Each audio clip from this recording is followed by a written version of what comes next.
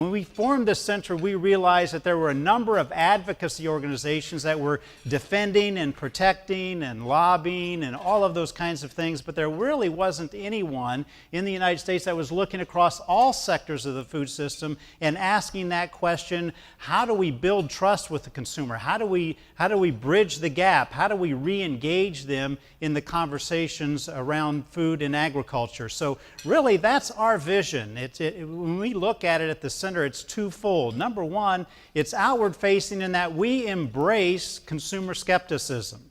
We welcome their questions. We want them to ask the questions, and we want to be as transparent as possible in regards to their questions about today's food. But we also look inwardly in that we want to work with you, the food system, to share data, to share what we have learned about where consumers are, to talk about models and strategies on how to narrow that gap so that we can then, as a food system, become much better aligned, closer aligned with consumer expectations. Now, a couple qualifiers. We are a not-for-profit organization, so we don't defend and protect anything. When it comes to the center, we're not defending and protecting any company or any brand or any one type of food or agriculture or anything of that nature. We believe that there isn't good food and bad food. We believe there's food. And it's really based upon your values and your choices on what you want in regards to that. When we engage with the consumer on issues, we don't engage with any predetermined outcomes. So really what we're passionate about is we want to ensure that today's consumer has access to balanced, impartial, credible information so that they can then make an informed decision, whatever then meets with their value set. So that's just a little bit about the context of the center. Well, we all know that the consumer is increasingly skeptical about today's food. So how then do we help bridge that gap? I just want to set the context with a couple of the models that we use at the center. I trust they'll be helpful to you as well. The first model is really just what we call our basic trust model. And when we formed the center in 2007, we looked at a meta-analysis of a lot of different research and pulled this model together. So let me explain just very briefly what it's about, and it really starts at the end. Freedom to operate. That's probably what makes the most sense to you that are in the room. You want to operate every day with minimal outside restrictions, being able to do the kinds of things that you're skilled at doing. In order to do that, you have to earn and maintain what we call a social license, which is this privilege of operating with minimal formalized restrictions based upon maintaining the public's trust and doing what's right. So again, what the public will say is, as long as I trust you, I will give you the license and the freedom to operate. At the point in time that I mistrust you, then I have no qualms about exercising more social control over you, limiting your freedoms to operate in order to restore that trust.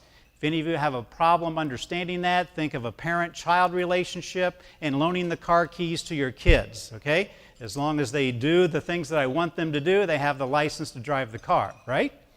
They are in an accident, they end up talking to a policeman, those kinds of things, then you start to exercise a little more social control over that. Well, social license for today's consumer is directly derived from their level of trust. Trust is something we can measure. So when we pulled the center together, we looked at a meta-analysis of 21 different studies with Steve Sapp at Iowa State and looked at three primary drivers of trust. First of all, they're influential others. Influential others are credentialed individuals, doctors, dietitians, CPAs, attorneys. Well, maybe not attorneys, but nurses. You know, you get the idea of what that's about. So influential others are credentialed individuals, those that you look to and put your trust in. And secondly, friends and family, people I know, people that are like me. The second driver is competence. Competence is just simply your technical expertise and ability to do the job. Do you have the mental capacity? Do you exercise that on a consistent basis? The third driver to trust that we looked at and found was confidence. Confidence is really where the consumer is asking, are you a person like me? And can I really trust you to do what's right? So we looked at surveyed well over 6,000 consumers, looked at a variety of issues, anything from environmental sustainability to food safety to animal care. And the thing we found out in doing this research is that shared values, or this feeling of confidence, this value similarity, is 3 to 5 times more important in building trust than the facts and the competencies that we have. Now, I've been working in food and agriculture really all of my career, and we always operated from the standpoint that if you give consumers information, the right information, they will come to what? The right decision, right? And so if they're not aligned with what you see, then we perceive that the consumer is a rational decision maker, and therefore we have not presented the correct information. So what do? We go back and we do another research study. We hire another communications company to help us maybe articulate it in a different manner, and then we bring it to the consumer, and if they still don't make the right decision, what do? We go back and we do the same thing. We must not have had the right information. All depending on the fact that the consumer, given good information, is going to make a rational decision. What this research was showing us was that just simply giving them more information is not really moving the needle. It's not really working. What they were asking is, look, I don't even know who you are. I don't even trust your information, so until I know who you are, I'm not even going to trust you. So shared values, or our perception of shared values, is 3 to 5 times more important in building trust. So when you think about this in the terms of the consumer, your information is 3 to 5 times less important to today's consumer than who you are. Okay, here's the second model. We just call this our sustainability model. We put it together in the form of a triangle because we really believe at the end of the day all 3 of these pieces must be there in order to have a sustainable system.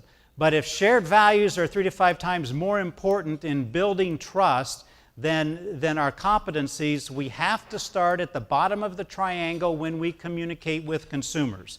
Because what they're really asking is, are you a person like me? Are you compassionate? Are you responsible? Are you truthful? Are you giving me accurate information? And do you respect me? And do you respect consumers? Do you respect those people that work for you? All of those kinds of questions. And so once we are talking to them and we earn the right through ethical messages, then we can share our science and share our economics. I'm not saying science and economics aren't important. They are. And the consumer understands they're important, but not at the sacrifice of ethics. Now, most of the questions that are being asked about today's food system are ethical questions. Should you use technology and innovation in the production of my food? Should you be using gene technology through genetic modification? Should you be putting pesticides and herbicides on the foods that I consume? Should you house that many animals in one place? Should you? What's our typical answer? Our typical answer is science says we can. And by the way, we need to do this if you want to keep your food affordable and feed a growing global population. But that's not the questions that they're asking. They're asking should questions, we're giving them can answers, and therefore we are not even connecting in regards to this. So what we're very comfortable with as a food system is sharing our information, building the consumer in regards to knowledge. But most consumers aren't going to make decisions based on knowledge. They're going to make decisions based on feelings and belief. And if there's one challenge, I think, for all of us in the room today is we're very comfortable sharing our facts, we're very comfortable sharing our science, very comfortable sharing our economics. We're not nearly as comfortable talking about our values. And we've got to get much more comfortable in our skin in answering the should questions that may not have a black and white answer in regards to today's consumer.